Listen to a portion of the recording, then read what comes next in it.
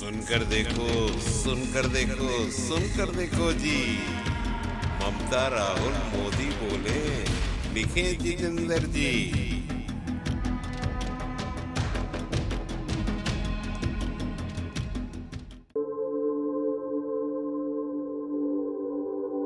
Namaskar. Thank you so much for coming. I wish I could speak in Bengali, but I am a South Indian. I can speak in Tamil, but I can't speak in Bengali. I can speak in Hindi. आप सबका बहुत धन्यवाद कि आप आज आए हैं यहाँ पे। और मैं कल मार्गम फेस्टिवल में अपनी प्रस्तुति दूंगी, जो कि ज्ञान मंच में होगा 6 बजे से। और मऊ और राजीव बहुत शिद्दत से इस कार्यक्रम को कुछ साल से प्रस्तुत कर रहे हैं, क्योंकि हम जो हैं अपने वजूद से, अपने लेगेसी से थोड़े कट रहे हैं, क्योंकि आर्ट्स एकदम से बहुत डेमोक्रेटाइज हो गया है, बहुत कुछ खुल गया है, कोई भी कुछ भी सोशल मीडिया में डाल सकता है। तो मुझे लगता है कि कहीं पे जो हमारी गुरु परंपरा रही है, जो हमारी ट्रेडिशन रही है, जिससे हम आज ये सब कर पा रहे हैं, उसे हमें नहीं भूलना चाहिए। और उस ट्रेडिशन को, उस लेगेसी को बरकरार रखने के लिए ये सब कार्यक्रम बहुत ज़रूरी हो जाते हैं। क्योंकि मैं 50 साल से नृत्य करती आ रही हूँ। 5 साल की उम्र में मैंने शुरू किया नृत्य। मेरे पहले गुरु के पास जब मैं गई तो मुझे कभी ये पता नहीं था कि मैं इसको अपना करियर बनाऊंगी या मैं बहुत एक स्टार बनूंगी इसमें, या मुझे अवार्ड मिलेंगे। हम लोग जो सीखते थे वो बिना स्टेक्स के सीखते थे, कोई इसमें से कोई लेन देन का मामला नहीं था। आज एक बच्चा 2 दिन के लिए भी कुछ करता है तो कहता है मैम सर्टिफिकेट मिलेगा। तो एक दौर ऐसा आ गया है कि हम कुछ भी एक हाथ लेना एक हाथ देना, ये हो गया है। तो मुझे लगता है आर्ट्स में ये बिल्कुल चलेगा ही नहीं, क्योंकि आप जब आर्ट्स सीखते हैं तो उसका पर्पस क्या होता है। मैं हमेशा सबसे पूछती हूँ, आप सीखते क्यों हैं, क्यों सीख रहे हैं आर्ट्स? सिर्फ आप परफॉर्मेंस के लिए सीखेंगे तो माँ सरस्वती कभी भी अपने हाथ खोल के आपको नहीं देगी। आप अगर अपनी अच्छाई जो अंदर है उसे निकालने के लिए, उसे निहारने के लिए अगर आप नृत्य सीखेंगे या संगीत सीखेंगे, तब मुझे लगता है इसका सही माने जो है वो पता लगेगा। आज का दौर इतना कम्पिटिटिव हो गया है, इतना धक्का मुक्की हो रही है कि परफॉर्मेंस के अलावा और कुछ नृत्य को लेके या संगीत को लेके कोई सोचना ही नहीं चाहता है। इसमें जो प्रोसेस है, इसमें क्या क्या है, सिर्फ हाथ पैर चलाने का नाम नृत्य नहीं है। नृत्य में संगीत है, माइथोलॉजी है, फिलॉसफी है, स्पिरिचुअलिटी है, लय का काम है। इसमें इतनी सारी आर्किटेक्चर ऑफ डांस है, इसमें एस्थेटिक्स ऑफ डांस है। अगर हम इस सबको नहीं समझेंगे तो काहे का नृत्य हुआ? तो भारतीय नृत्य तो बिल्कुल नहीं होगा, क्योंकि भारतीय नृत्य का अर्थ ही ये है कि इन सब विधाओं को समझ के आप स्टेज पे आके कुछ करें।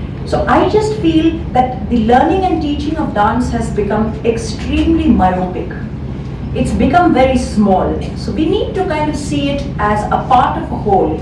Dance is not on its own anything.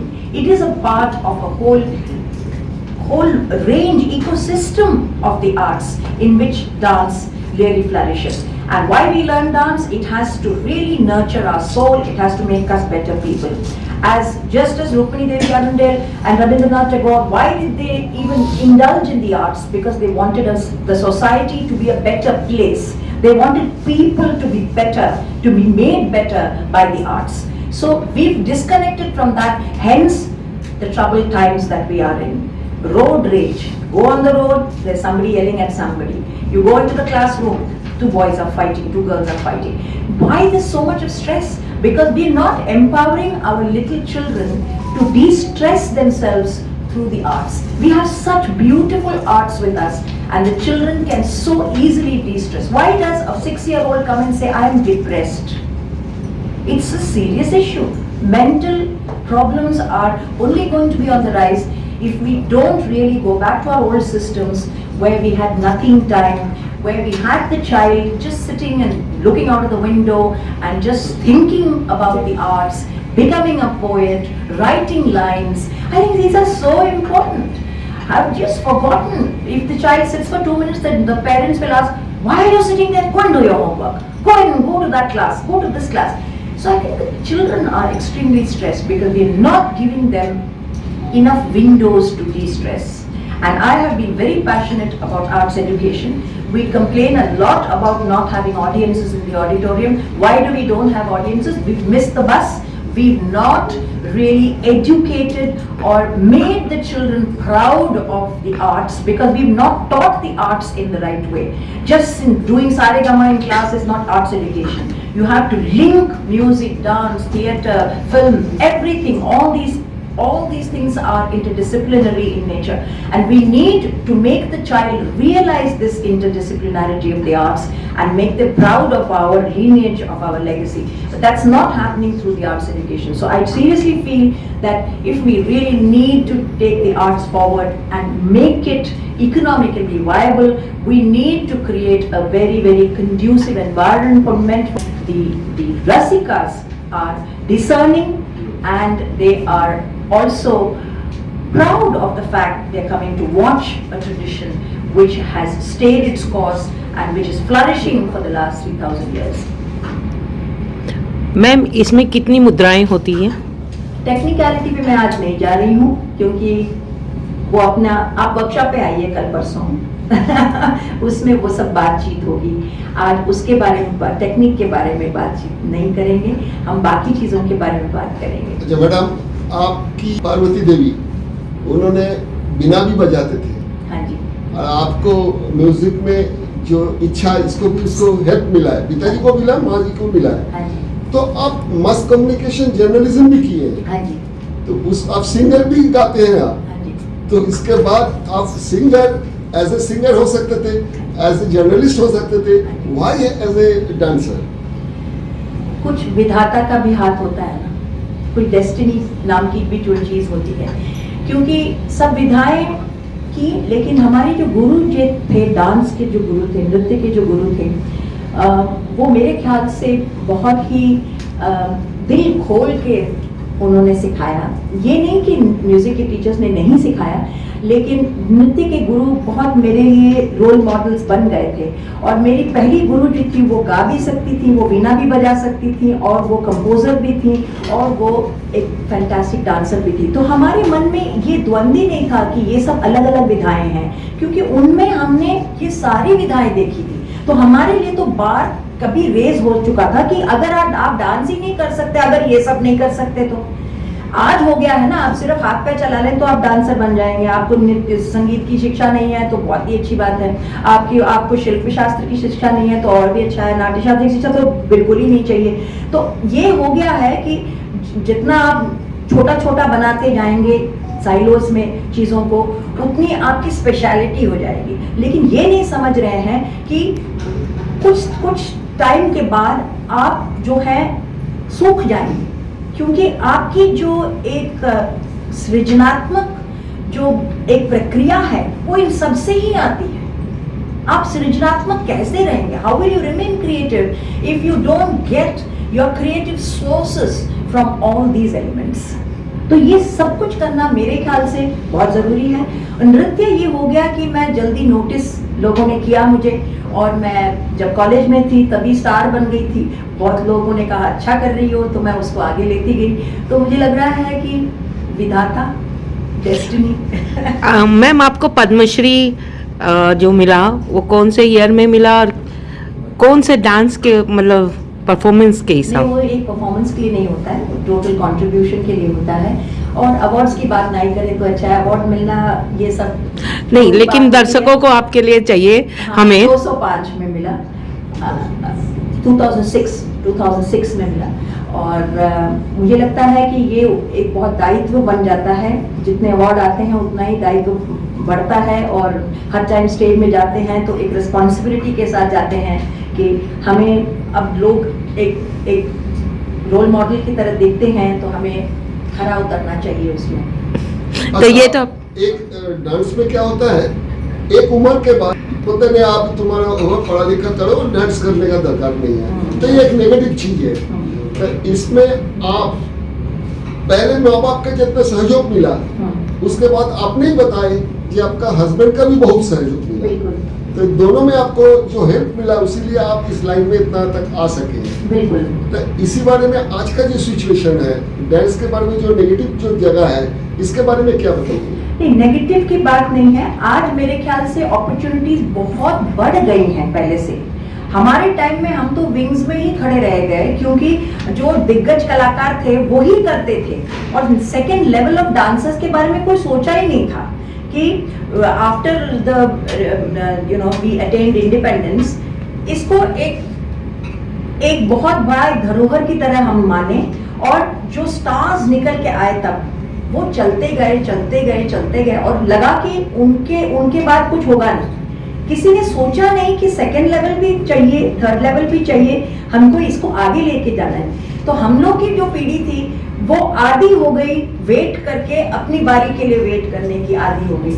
लेकिन आज देखिए हर लेवल पे, हर स्तर पे आपके लिए अपॉर्चुनिटी है। यंग डांसर्स फेस्टिवल बहुत ज्यादा है, इनफैक्ट सीनियर डांसर्स के लिए इतनी अपॉर्चुनिटी नहीं है जितने कि यंग डांसर्स के लिए है। तो मुझे लगता है कि इसमें कोई शॉर्टकट नहीं है। प्रॉब्लम ये है कि डांसर्स बहुत ज्यादा हो गए हैं, लेकिन जो प्रेजेंटेशंस हैं या स्पेसेस हैं वो उस तरीके से नहीं बढ़ी।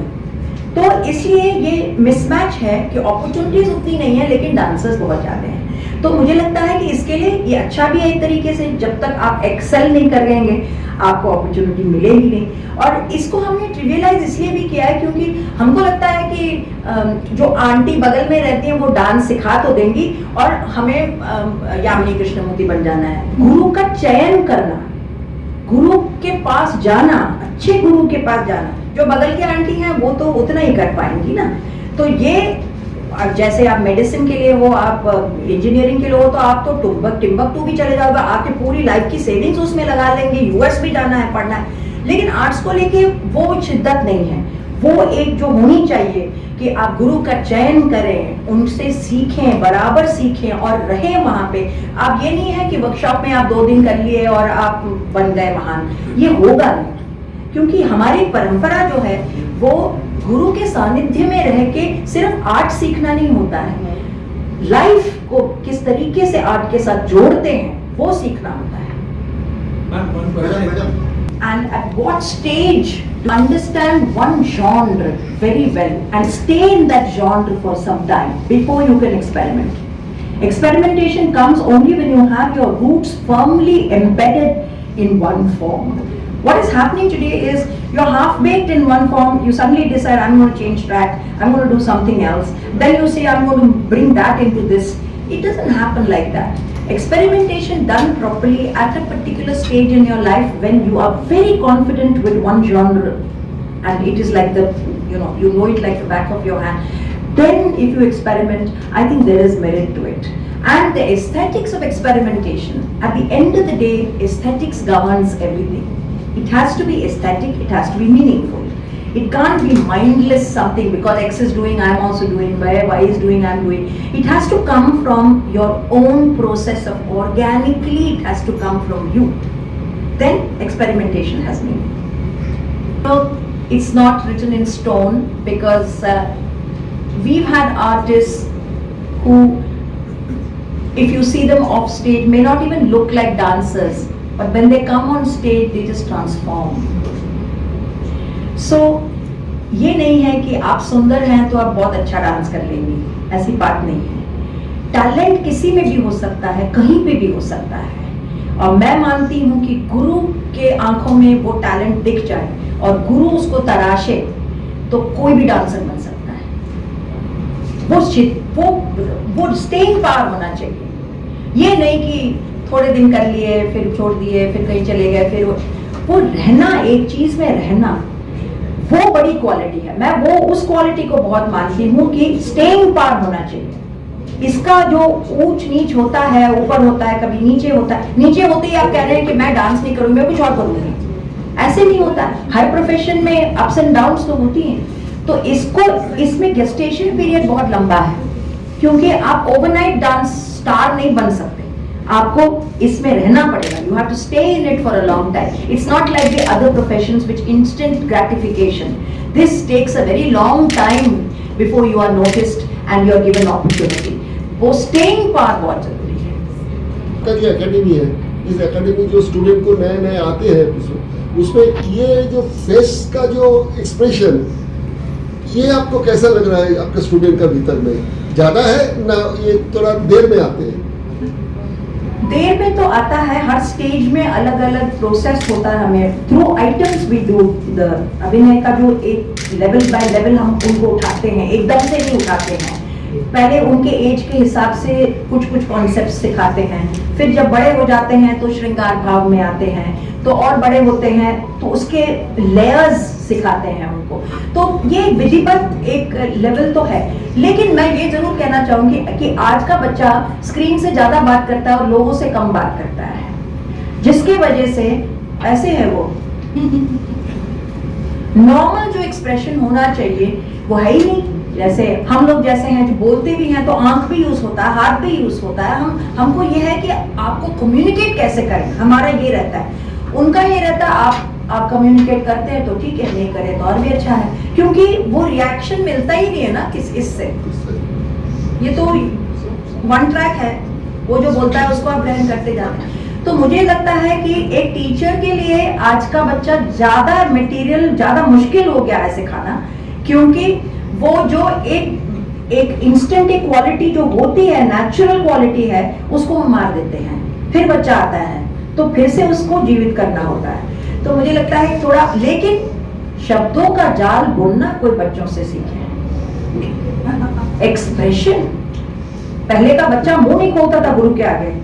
आज तो जो कहानियां सुनाते हैं वो, एक क्या आपने प्रश्न पूछ लिया, पूरा आधा घंटा चलेगा उनका भाषण. तो मुझे लगता है वो एक स्किल लेके आ रहे हैं बच्चे, तो उसके थ्रू हमें वो इमेजिनेशन उनमें लाना है. तो टीचर के लिए बहुत अनलर्निंग हो जाता है कि आप किस तरीके से जाके उन तक पहुंच पाए. तो एक तरीका नहीं होता है. ये नहीं कहना कि हमारे टीचरों ने ऐसे सिखाया मैं ऐसे ही सिखाऊं, ये बिल्कुल नहीं चलेगा. Pedagogy has to change all the time. हमें जो है अनलर्निंग बहुत करना पड़ता है, अदरवाइज वो छोड़ के चले जाएंगे ना. हमें तो उनको इसमें लाना है, तो वो रिझाने वाली बात है ना. तो कैसे उनको रिझाएं, ये गुरु के लिए एक बड़ा चैलेंज रहता है. बंगाल के लिए आपके डांस तो हमेशा बंगाल का तो वोकैबुलरी ही रहा है. आप रविंद्र संगीत से लेके देख लीजिए तो बहुत ये तो इस कल्चर में है ही है.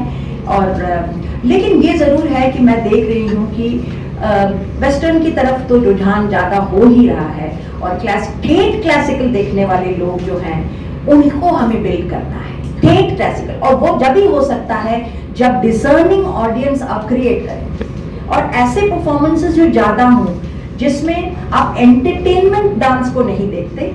डांस की जो ठोस बात है, जो लेगेसी की बात कर रही हूँ, जो हमारे ट्रेडिशन की बात है, वैसे कार्यक्रम और हो. Inclined, so inclined, and you are willing to be in that dirt and dust. It's fine because politics today is very hard on anybody. So if you are willing to battle it out, why not? You know, I have done stories for so long. Now for me, dance is an abstract expression. For me, the technique, the knowledge, that all is, it's just an experience for me. So if I have to talk about Shiva, I know so much of mythology in my head that today Shiva is a concept for me. It's not a person.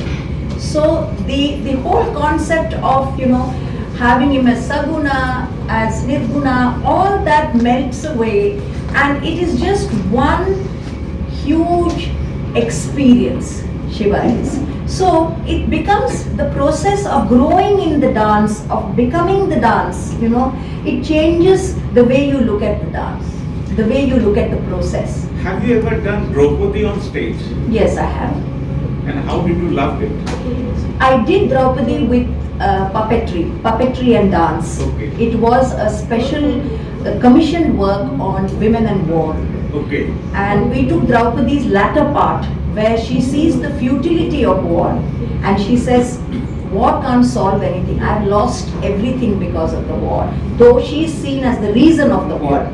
So that whole take on what she sees in the day after the war, what she feels, what is her state of mind, and how she said war is not the answer to anything. Do you think, or do you have a rest on that?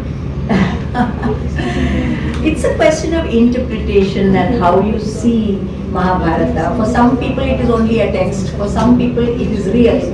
For some people there are a lot of takeaways for life lessons in it. So it's a question of how you read the Mahabharata.